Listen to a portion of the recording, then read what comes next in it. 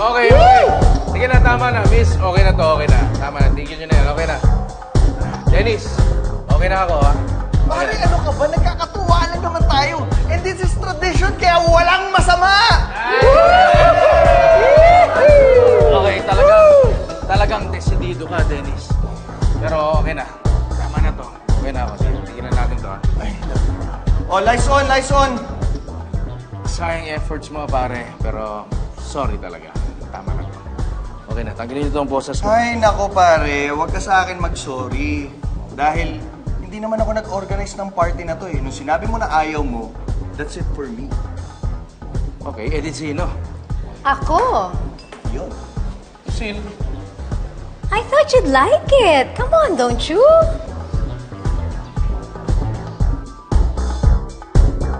I-cancel mo na yung buong reservation. Jaime doesn't wanna go through with it. What? Sayang naman. Yung friend ko, hinihintay na lang yung go signal eh. Si Vin, ayaw daw niya i-betray si Andrea. Kaya kung ayaw ni Jaime na isang stag party, wala naman tayong magagawa dun eh. So, just cancel the whole thing. Sorry. Okay, fine.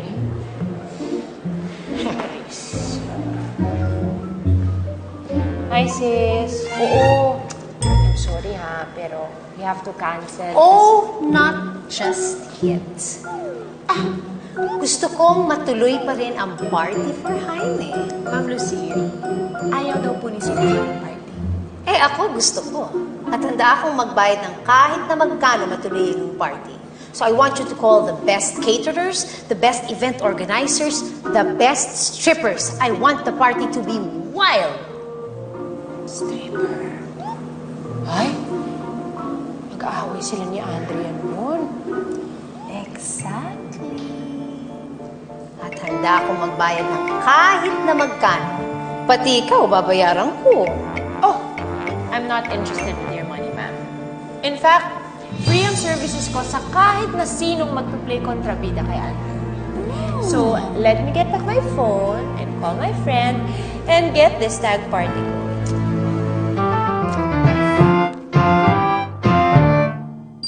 I suggest you just sit, relax, and enjoy the night because tonight is your night.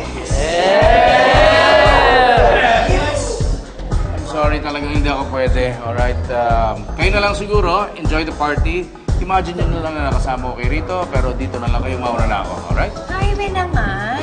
Hindi ka pa kinakasal eh. Ano, takot ka na sa magiging asawa mo? Wow, sir, parang takusa.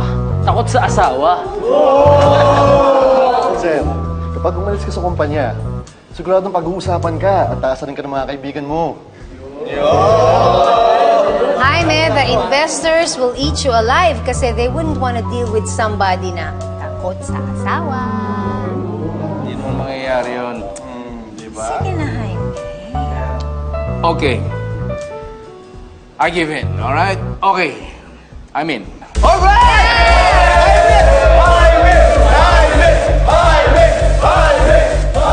Oy, Dennis! Tanggalin mo na yung posas. Ayan! Okay.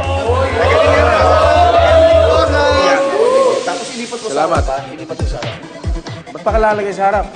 Eh, syempre pare, parang wala kang mahawakan.